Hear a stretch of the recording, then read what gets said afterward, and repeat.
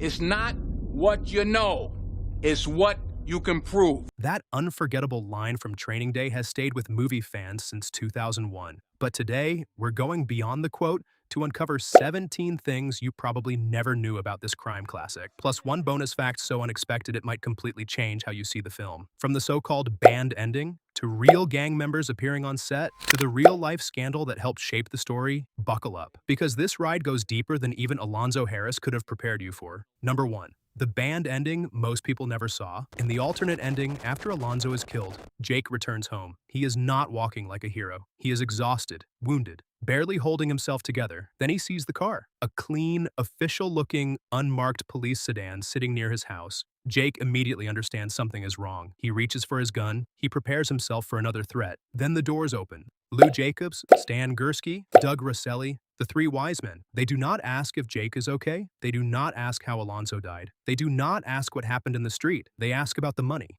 You got the money?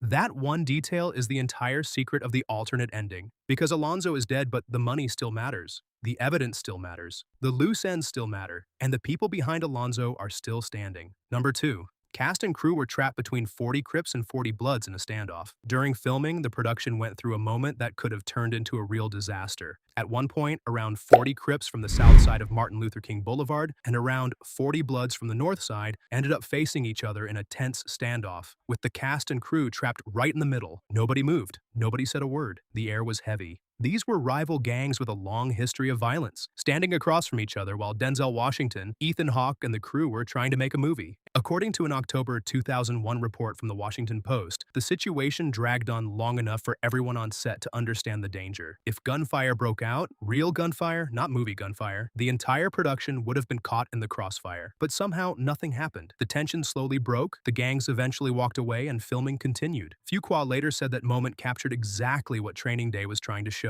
Life in neighborhoods where peace and chaos could be separated by just one wrong move. The crew was not simply filming a movie about violence in the streets. For a moment, they were standing right inside it. Number 3. The restaurant scene that almost disappeared. One of the most important scenes in Training Day happens when Alonzo meets 3 powerful officials at a restaurant, the men known as the Three Wise Men. At first, the scene may look quiet compared to the rest of the movie. There are no guns, no chase, no street confrontation. Just Alonzo sitting with men who clearly understand how the system works. But that was exactly why the scene mattered. Studio executives at Warner Brothers reportedly wanted it removed because they felt it slowed the movie down. Fuqua, however, pushed hard to keep it. For him, that moment was not filler. It was the proof that Alonzo was not simply a dirty cop acting alone. That restaurant scene shows something much bigger. Alonzo's corruption had connections. It had protection. It had people above him who knew how the game was played. Without that scene, Alonzo would look like just another rogue officer who lost control. But with it, he becomes part of a deeper and far more disturbing machine. The corruption was not only on the street, it reached into the places where decisions were made. Fuqua won the fight to keep the scene, and the movie is stronger because of it. And if you're enjoying these facts, do us a quick favor. Hit the like button, drop a comment with your favorite Training Day moment, and subscribe if you haven't already. There's still a bonus fact coming later that might genuinely change the way you see the film. Number 4, born from a real scandal. David Ayer did not create Training Day out of nowhere. Long before the movie reached theaters, he had already been paying attention to growing rumors of corruption inside Los Angeles police anti-gang units. That was the world he drew from when he wrote the script back in 1995. Then, years later, when the Rampart scandal exploded in the late 1990s, many of the things that sounded like fiction suddenly felt disturbingly real. Officers accused of planting evidence, stealing drugs, lying under oath, and even being involved in unjustified shootings. Suddenly, the world Ayer had put on the page did not feel invented anymore. And that made sense. Ayer knew that environment closely. He grew up around neighborhoods similar to the ones shown in the film, and he used his own experiences, street-level observations, and understanding of Los Angeles to give the screenplay its gritty authenticity. When real life started confirming the fears the movie was exploring, Training Day gained even more power. The story did not feel merely inspired by police corruption. It felt like a brutal portrait of something that was already happening. Number 5. The phone call most viewers missed. After Alonzo kills Roger, he gets into his car and makes a quick phone call. At first, it sounds like just another random line in the middle of all the chaos. He tells the person on the other end something like, Yeah, just make sure that bathtub is clean, homie. on a first watch, that line barely registers. It feels casual, almost meaningless. But later, when Jake ends up at Smiley's house and nearly gets killed in a bathtub, that small detail suddenly becomes terrifying because now the connection is clear. Alonzo was most likely speaking to Smiley, setting up Jake's murder before Jake even understood he had been marked. What seemed like a throwaway phone call was actually a warning hidden in plain sight. That is what makes Training Day so effective on a rewatch. David Ayer's script is filled with these tiny clues. Small moments that seem ordinary at first, but become chilling once you know where the story's going. Number 6, the Alonzo and Jake we almost got. Here's a casting twist that could have completely changed Training Day. Before Denzel Washington and Ethan Hawke became the faces of the film, the project was moving in a very different direction. At one point, Samuel L. Jackson was expected to play Alonzo Harris, while Matt Damon was lined up for the role of Jake Hoyt. Davis Guggenheim was also attached to direct, and the movie was being shaped more like a smaller indie crime drama. Then Denzel Washington entered the picture and everything changed. Denzel did not just want to play Alonzo, he had a clear vision for what the character in the movie needed to become. He wanted the story to feel raw, dangerous, and unpredictable. So he pushed for Antoine Fuqua to replace Guggenheim as director, believing Fuqua could bring the street-level intensity the script demanded. That decision completely changed the DNA of the film, because once Denzel became Alonzo, Training Day stopped being just another corrupt cop thriller. It became something heavier, darker, and far more unforgettable. And honestly, can you even imagine this movie without him? Number 7,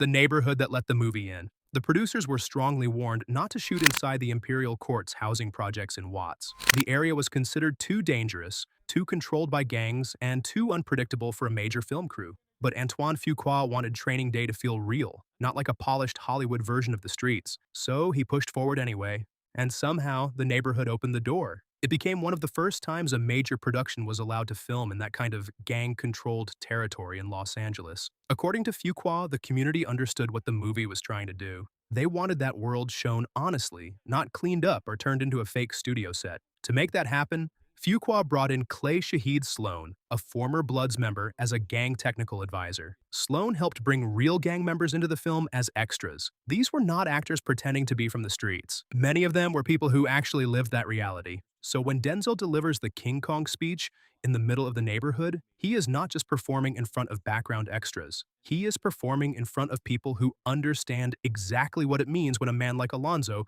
finally loses control. That is why the scene feels so alive. Training Day captured something most movies can only imitate, and it worked because the people from that world allowed the cameras inside. Number 8, Eminem almost became Jake Hoyt. Before Ethan Hawke landed the role, the studio offered Jake Hoyt to Eminem. Just imagine that version for a second. Eminem sitting across from Denzel Washington, a rookie officer trying to survive his first day with one of the most dangerous corrupt cops in Los Angeles. A white outsider being pulled deeper and deeper into a world he does not fully understand. It would have been a completely different movie. But Eminem turned it down. At the time, he was already preparing for 8 Mile, the semi-autobiographical film inspired by his rise through Detroit's hip-hop scene. The schedules overlapped, and he could not do both. So he made the choice to tell his own story instead of stepping into Jake's. And in the end, it worked out for everyone. 8 Mile became a massive cultural moment, made hundreds of millions at the box office, and gave Eminem an Oscar for Lose Yourself, the first hip-hop song to win Best Original Song. Meanwhile, Training Day gave Denzel Washington his Best Actor Oscar and earned Ethan Hawke his first Academy Award nomination. 2 movies, 2 careers, 2 cultural landmarks released almost back-to-back. Sometimes the smartest move in Hollywood is not taking the role. It is knowing which role to walk away from. Number 9, preparing with real cops. To make Jake Hoyt feel believable, Ethan Hawke did not rely only on the script. He spent time riding along with real LAPD officers, watching how patrols worked, how narcotics detectives moved, and how they spoke to suspects, informants, and each other. But the preparation did not stop there. Both Hawke and Denzel Washington also spent time around undercover officers, local drug dealers, and gang members away from the cameras. They wanted to understand the world of the movie from every side: the cops, the streets, and the people trapped between both. The production also brought in real police officers, Michael Patterson and Paul Lozada, as technical advisors throughout filming. Their job was to make sure the details felt authentic: the body language, the procedures, the tension, and the way officers carried themselves in dangerous situations. That commitment gave Training Day a texture most crime movies never achieve. Even when viewers cannot explain exactly why the movie feels so real, they can feel it. The performances do not feel like actors pretending to understand the streets. They feel like people who had been close enough to see how that world actually worked.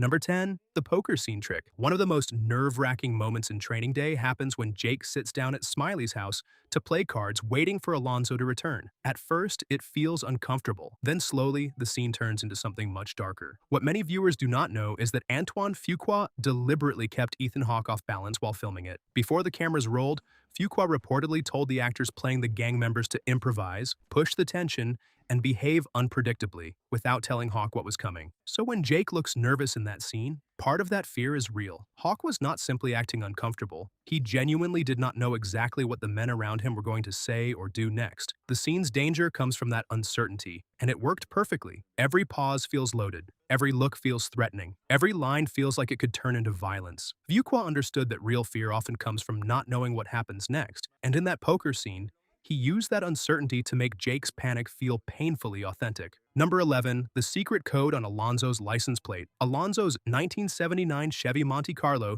is one of the most recognizable cars in Training Day. The black paint, the chrome details, the lowrider style, the custom presence, it is pure Los Angeles street culture. But the car was not just there to look cool. There was a hidden message on it. Look closely at the license plate, OP967. That detail has been interpreted as a direct reference to Officer Rafael Perez, the real LAPD officer connected to the Rampart scandal. OP points to Officer Perez, while 967 refers to 1967, the year Perez was born. That means Alonzo's car was carrying a quiet connection between the fictional corrupt cop and the real corruption scandal that helped shape the world of the movie. Most viewers never notice it, but for people familiar with Rampart, Los Angeles policing, and the real scandal behind the film, that plate works almost like a hidden signature. The Monte Carlo was not just Alonzo's car, it was a confession hiding in plain sight. Number 12.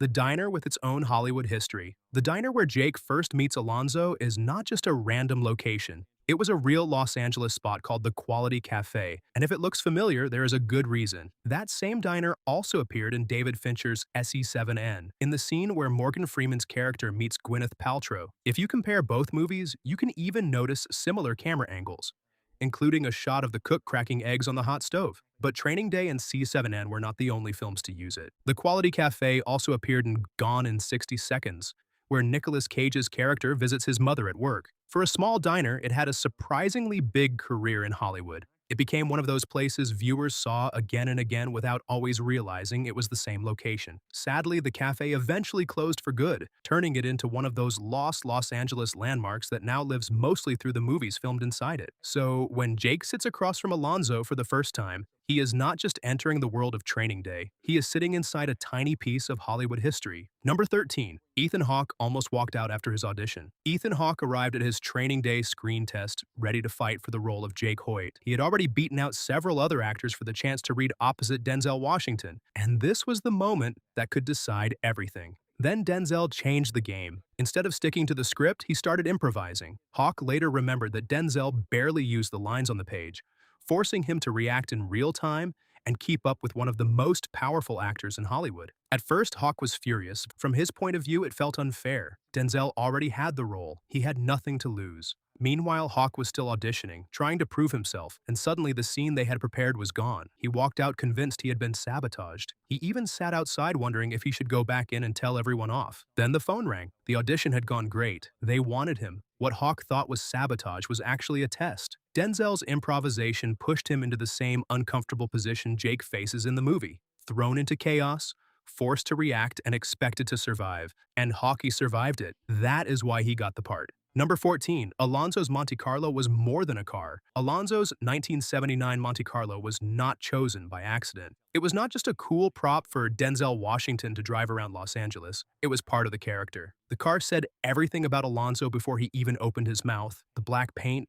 the lowrider style, the old-school presence. It connected him directly to the streets. This was not a polished police vehicle. This was Alonzo's world on wheels. And as the movie goes on, the car starts to reflect him more and more. It gets scratched. It gets damaged. It takes bullets. The windshield shatters. Every new mark on the Monte Carlo mirrors Alonzo's own collapse. The more control he loses, the more destroyed the car becomes. By the end, both of them are falling apart. That is why fans remember the Monte Carlo so clearly. It is not just transportation. It is almost another character in the film, a moving symbol of Alonzo's power, ego, street identity, and eventual downfall. Every dent means something. Number 15, Snoop, Dre, Macy, and the music legends hiding in the movie. Training Day is filled with unexpected appearances from major names in music. Snoop Dogg shows up as Blue, the wheelchair-bound drug dealer who gets caught by Alonzo and Jake. Dr. Dre plays Paul, one of Alonzo's corrupt officers in the narcotics unit. And Macy Gray appears as the drug dealer's wife during one of the film's most chaotic raid scenes. These cameos could have felt like cheap celebrity appearances, but